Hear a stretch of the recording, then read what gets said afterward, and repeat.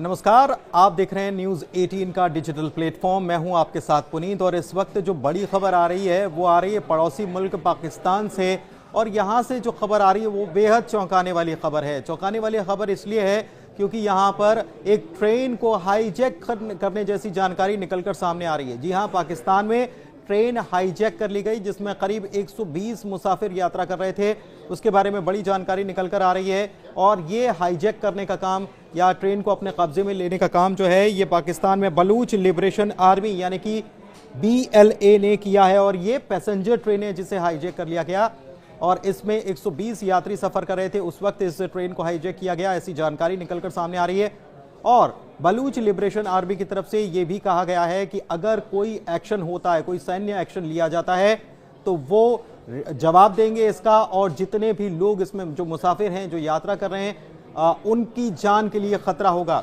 जानकारी ये भी निकल कर आ रही कि 6 जिन सुरक्षा बल के जो लोग हैं उनकी भी हत्या कर दी गई है, उनको भी मार दिया गया है।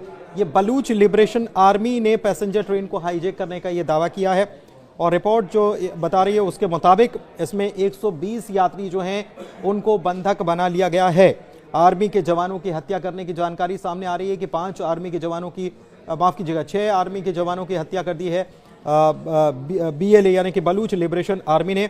और ये ट्रेन जो है ये जफर एक्सप्रेस इस ट्रेन का नाम है जिसे हाईजैक किया गया है। ये एक जानकारी निकलकर सामने आ रही है और एक बड़ी खबर है। जाहिर तौर पर 120 यात्रियों की अब जान संकट में, क्योंकि ट्रेन को हाईजैक किया गया है। तो क्या इनकी कोई डिमांड है? हालांकि अभी कोई डिमांड इसको लेकर निकलकर सामने नहीं आई है कि ये क्या डिमांड कर रहे हैं, लेकिन ट्रेन को हाईजैक करना अपने आप में, क्योंकि 120 मुसाफिर इसमें यात्रा कर रहे थे और इस ट्रेन को हाईजैक कर लिया गया है, ये बड़ी खबर। और ये बलूच लिबरेशन आर्मी ने ये घटना जो है अंजाम दी है। वहां पर सुरक्षा बल के जो जवान हैं 6 उनको मार गिराया गया है और अगर आगे कोई एक्शन लिया जाता है तो फिर यात्रियों की, मुसाफिरों की जान जो है वो खतरे में होगी, ये भी कह दिया गया है। बता दें कि पाकिस्तान के बलूचिस्तान में एक गोरिल्ला संगठन सक्रिय है जो कि बलूचिस्तान लिबरेशन आर्मी के नाम से जाना जाता है, BLA के नाम से जाना जाता है। और बलूचिस्तान के अलगाव के एजेंडे पर ये काम कर रहे हैं कि इसको अलग किया जाए। और यहाँ पर इन्होंने बीते दिनों भी हमने देखा कि गैस लाइन उड़ा दी गई थी और कितना बवाल किया है। सेना के ऊपर हमले किए गए हैं, पुलिस के ऊपर हमले किए गए हैं, कई लोगों की जान ले ली गई, स्थानीय लोगों पर भी हमला किया गया, ये सब चीज़ें हमने देखी हैं।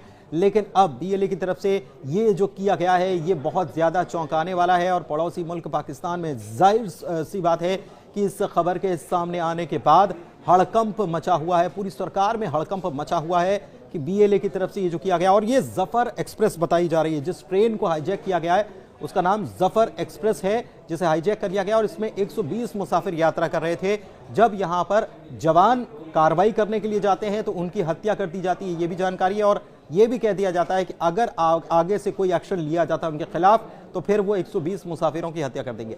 अब जाहिर तौर पर ये बलूचिस्तान अलग बनाने की मांग कर रहे हैं तो इनकी ये मांग तो है ही, लेकिन इसके अलावा क्या इनकी और डिमांड्स हैं, क्या ये और कुछ मांग कर रहे हैं, ये चीज़ें अभी निकलकर सामने नहीं आई। लेकिन बहुत जल्दी इस मामले में कोई बड़ी खबर निकलकर सामने आ सकती है।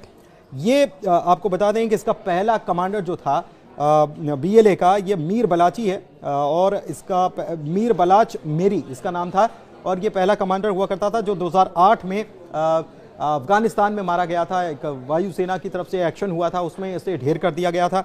लेकिन बीते काफ़ी दिनों से इन्होंने खूब हमले किए हैं, सेना के ऊपर हमले हों, आम लोगों के ऊपर हमले हों, पुलिस के ऊपर हमले हों, गैस लाइन उड़ाने का काम हो, तमाम चीज़ें इन्होंने की है। और इस बार जो इन्होंने किया है वो बहुत हैरान करने वाला है, क्योंकि एक पूरी की पूरी ट्रेन को हाईजैक कर लिया गया है और इसमें 120 मुसाफिर यात्रा कर रहे हैं और कह दिया गया है कि इनकी जान खतरे में आ जाएगी अगर आपने कोई सैन्य एक्शन इसके खिलाफ लिया तो। हालांकि अभी इनकी डिमांड्स निकलकर सामने नहीं आई है।